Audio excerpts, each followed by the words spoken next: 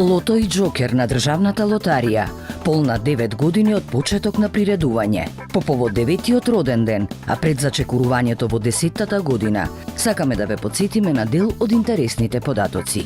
Во богатиот историјат на премии, првата седумка се запиша во Битола, а првата Џокер премија во Делчево. Најголема премија досега носеше седумката постигната во октомври 2016 година, со вкупна вредност од 27 милиони 503.930 денари. Највисоката освоена Џокер премија беше со вредност од 3 милиони 221.285 денари. Седумката во своите досегашни посети беше еднаш во Свети Николе, Неготино, Тетово и Струмица, 2 пати во Куманово, 4 пати во Битола и 11 пати во Скопје. Џокерот со 6 погодоци изненади по 2 пати во Делчево и Скопје и по еднаш во Струмица и Берово.